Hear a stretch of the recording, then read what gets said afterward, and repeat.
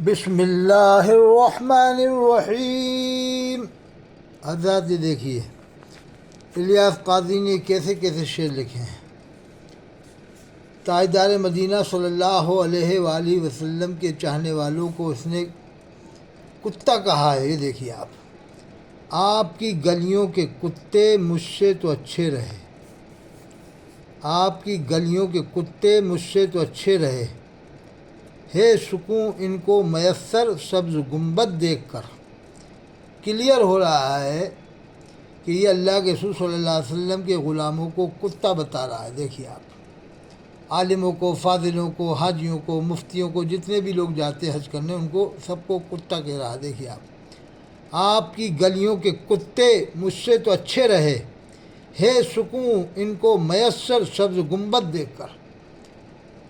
دیکھیے آدمی اپنے آپ کو کچھ بھی کہہ سکتا ہے مگر دوسروں مسلمان کو وہ لفظ کہنے کا حق نہیں جو اپنے لیے کہہ سکتا ہے۔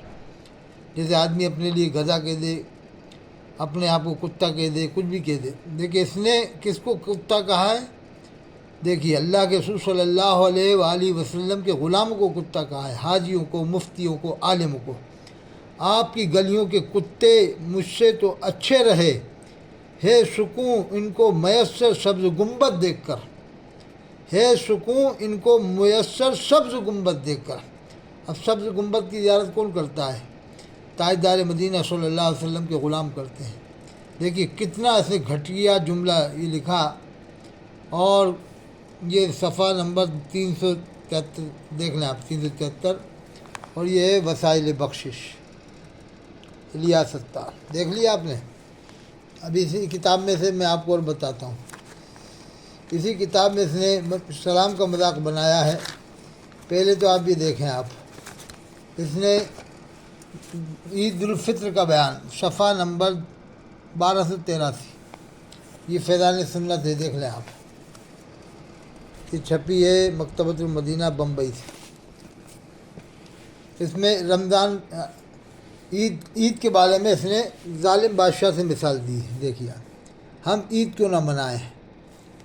دیکھیے نا، جب کوئی ملک کسی ظالم حکومت کے چنگل سے آزادی پاتا ہے تو ہر سال اسی ماہ کی اسی تاریخ کو اس کی یادگار کے طور پر جشن منایا جاتا ہے۔ نیز جب کوئی طالب علم امتحان میں کامیاب ہو جاتا ہے تو وہ کس قدر خوش ہو جاتا ہے۔ ماہ رمضان المبارک کی برکتوں اور رحمتوں کی تو کیا کہنے۔ یہ دیکھیے یعنی عید کی جو خوشی ہوتی ہے، اس نے ظالم بادشاہ سے مثال دی ہے۔ دیکھیے نا، جب کوئی ملک کسی ظالم حکومت کے چنگل سے آزادی پاتا ہے تو ہر سال اسی ماہ کی اسی تاریخ کو اس کی یادگار کے طور پر جشن منایا جاتا ہے۔ ہم عید کیوں نہ منائیں؟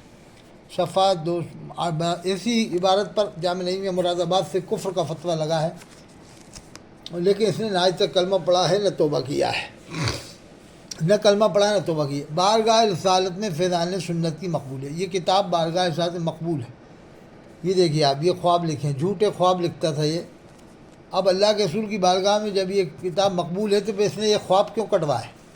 اس نے یہ خواب کو کٹوایا، بتائیے کتنے یہ دیکھیے بارگاہ رسالت میں فیضان سنت کی مقبول ہے۔ جب یہ کتاب اللہ کے رسول کی بارگاہ میں مقبول تھی تو یہ خواب کیوں کٹوائے جو اس کتاب میں لکھے ہیں؟ نئی میں سے کیوں کٹوائے؟ وہ خواب کون سے کٹوائے؟ دیکھیے میں بتاتا ہوں اس میں، لیکن نہ اس نے آج تک کلمہ پڑھا ہے نہ توبہ کیا ہے۔ جب یہ کتاب اللہ کے رسول کی بارگاہ میں مقبول ہے تو پھر خواب کیوں کٹوائے؟ دیکھو میں نے آپ کو بتا دیا کتاب یہ لکھا ہے صفحہ نمبر 3 میں، بارگاہ رسالت میں فیضان سنت کی مقبولیت، ایک بزرگ کا بیان ہے۔ یہ سب جھوٹے خواب لکھواتا تھا، یہ خود ہی لکھا ہے، اس نے خود ہی لکھا ہے۔ صفحہ 27 ایک ایڈیشن میں صفحہ 44 میں یہی واقعہ ہے، یہی خواب۔ اب دیکھو میں پڑھ کے بتا رہا ہوں، اللہ کے رسول صلی اللہ علیہ وسلم کی شان میں کتنی بڑی گستاخی لکھی ہے۔ اہل اجتماع کی مغفرت ہو گئی۔ ایک اسلامی بھائی کا حلفیہ بیان ہے، حلفیہ بیان اسے کہہ دیتے ہیں جو اللہ کی قسم کھا کر جو بیان دیا جائے۔ ایک اسلامی بھائی کا حلفیہ بیان ہے کہ میں شب برات شعبان 1407 ہجری کو لانڈی کے قبرستان میں ہونے والے دعوت اسلامی کے اجتماع میں شریک تھا، مگر امیر اہل سنت کا بیان شروع ہونے میں تاخیر کے سبب میں اکتا کر چلا گیا۔ نماز فجر کے بعد جب سویا تو خواب میں حضور اکرم صلی اللہ علیہ وسلم کی زیارت ہوئی۔ آپ صلی اللہ علیہ وسلم نے مجھ سے فرمایا اے نادان لانڈھی کے قبرستان میں آج رات جو اجتماع ہوا، اس میں جتنے لوگ آخر تک شریک رہے ان سب کو بخش دیا گیا۔ اگر تو بھی آخر تک شریک رہتا تو تیری بھی بخشش کر دی جاتی، یعنی اگر ٹوٹ کے نہیں آتا تو تیری بھی بخشش ہو جاتی۔ اس شخص کو اللہ کے رسول کا دیدار ہو رہا ہے، اس کی بخشش نہیں ہو رہی۔ جو الیاس قاضی کا دیدار کر رہا ہے اس کی بخشش ہو رہی ہے۔ کلیئر دیکھ لو آپ۔ اب اس میں دیوبند والے بھی ہیں، بریلی بھی ہیں، اہل حدیث بھی ہیں، مودودی بھی ہیں، شیعہ بھی۔ کیا اس کے اجتماع میں سب بریلوی تھے؟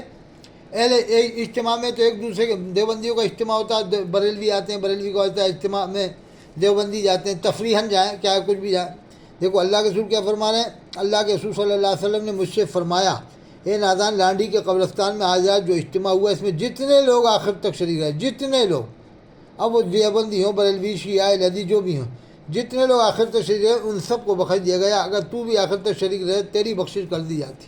یہ حلفیہ بیان لکھا تھا، اللہ کی قسم کھا کر جو بیان دیا جائے اس کو حلفیہ بیان کہتے ہیں۔ اب یہ خواب کیوں کٹوایا نہیں میں سے؟ اس خواب پر سے آج تک سے نہ توبہ کیا نہ کلمہ پڑھا، اور ایسا خواب لکھا کیوں؟ اس کی وضاحت کیوں نہیں کی اس نے آج تک؟ اور دیکھیے آپ، اللہ کے رسول کے بارے میں لکھا ہے کہ اللہ کے رسول کھڑے اور یہ بیٹھا ہوا ہے۔ ایک یمنی، یہ صفحہ 31، ایک یمنی مدنی کا انکشاف، یمنی کا مدنی انکشاف، رمضان مبارک 14 سے 15 ہجری کا واقعہ ہے۔ ہم چند اسلامی بھائی مدینہ منورہ میں ایک جگہ کھڑے ہوتے، ایک یمنی بزرگ نے آ کر ہم کو سلام کیا اور نہایت پرتپاک طریقے سے ملے اور سب امام دیکھ کر امیر کہاں ہے، یعنی ریاست کا امیر کہاں ہے، چونکہ دعوت اسلامی کا امیر عمرہ کر کے رخصت ہو چکے تھے، اس لیے ہم نے ان کو بتایا کہ وہ جا چکے ہیں۔ اس پر انہیں زیارت سے محرومی پر افسوس ہوا تو اللہ کے رسول تشریف لائے، یہ لکھا ہے، اللہ کے رسول تشریف لائے اور میرا ہاتھ پکڑ کر مجھے کعبہ شریف کے دروازے پر لائے اور کعبہ شریف کا دروازہ کھل گیا۔ میں سرکار مدینہ صلی اللہ علیہ وسلم کے ساتھ اندر داخل ہو گیا۔ وہاں ایک شخص اپنے سر پر امامہ پہنے بیٹھے ہوئے تھے، ان کی طرف اشارہ کر کے فرمایا، اللہ کے رسول یہ دعوت اسلامی کا امیر الیاس قادری ہیں، یعنی اللہ کے رسول کے سامنے بیٹھا ہوا ہے۔